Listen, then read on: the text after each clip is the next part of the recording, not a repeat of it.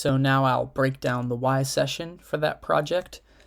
So I organized my sound effects into several categories like ambiances, dialogue was never implemented, intermittent sounds, movement, sound effects. So for example, in ambiances, the panic noise is what you hear when the fire starts. So we get this random container full of crowd sounds, which each have a different section from this wave file so that you're not hearing the same thing over and over again, and it's randomized. And then for fire, we have a similar thing. And then some of these sound effects include the flies coming out of the trash bags, the hydrant leaking sounds, the tree rustling.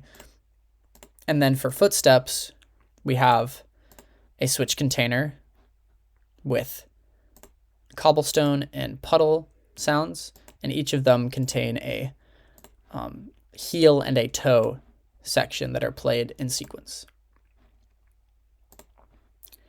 And then there's also sounds for jumping and landing. So for the music, we have the normal score that plays while the building is not on fire, and then the section that plays while it is on fire. So these are contained within a switch container here. The normal score is divided into 3 parts. The first 2 sections are A and A prime, and these play in a random order, and then it always goes to the bridge. And the fire section is just one section that plays on a loop. For this normal score,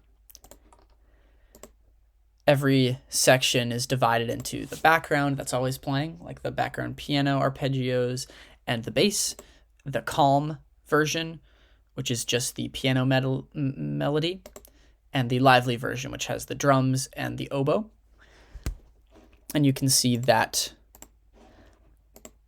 these change in volume depending on where the player is.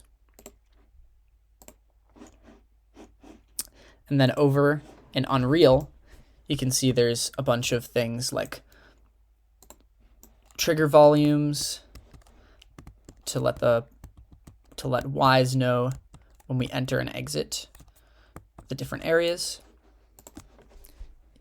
In the level blueprint, you can see the logic for some of these trigger volumes.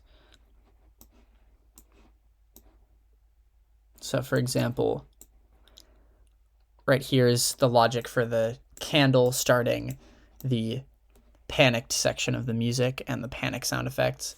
So you can see it changes that state there, and it starts the animation. And then when you bump into the fire hydrant, the opposite happens. And over here, in the blueprint for the first person animation, this is the logic to check what surface the player is standing on. And you can see it'll change the surface in Wwise and then play that event.